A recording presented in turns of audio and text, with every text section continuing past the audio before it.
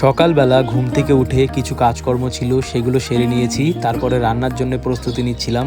আসলে তোমরা তো জানো যে আমার দাদু মারা গেছে, তো সেই কারণে মা রান্না করতে পারবে না, আর আমিও সেরকম একটা রান্না জানি না। মা আমাকে সাইডে দাঁড়িয়ে সব কিছু বলে দিচ্ছিল। তো এখানে দেখো একটা আলু কেটে নিয়েছিলাম, তারপরে একটা কলা ছিল সেটাও কেটে নিয়েছিলাম। আসলে 2-3 দিন ধরে একেবারে সিদ্ধ খাচ্ছিলাম, তো সেটা আর ভালো লাগছিল না।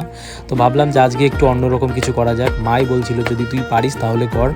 তো এখানে দেখো একটা পেঁপেও ছিল, সেটাকেও কেটে নিয়েছি। আসলে যে সবজিগুলো ছিল সেগুলো ছোট ছোট করে কেটে নিচ্ছিলাম, আর কিছু মুগের ডাল ছিল সেগুলো দিয়ে একটা ঘ্যাট মতন তৈরি করা হবে, তো তারই জন্য এগুলো সব কিছু কেটে নিয়েছিলাম। তো সব কাটা কমপ্লিট হয়ে যাওয়ার পরে সবজিগুলোকে একটা গামলার মধ্যে রেখে দিয়েছিলাম।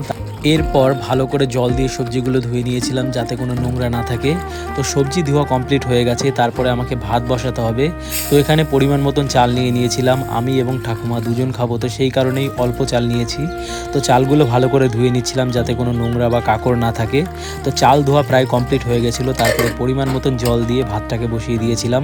তো এখানে দেখো ভাত প্রায় কমপ্লিট হয়ে গেছে। তারপরে ভাত নামিয়ে নেওয়ার পরে সেই যে ডালটাকে দিয়ে দিয়েছি, তারপরে একে একে সমস্ত কেটে রাখা সবজিগুলো দিয়ে এগুলোকে সেদ্ধ করতে দিয়েছিলাম। তো দেখলাম সেদ্ধ কমপ্লিট হয়ে গেছে। এরপর ঘি এবং লবণ দিয়ে দিয়েছিলাম, এই যে দেখো। তো ভিডিওটা যদি ভালো লাগে একটা লাইক করো, চ্যানেলে নতুন হলে চ্যানেলটিকে অবশ্যই সাবস্ক্রাইব করো। বাই।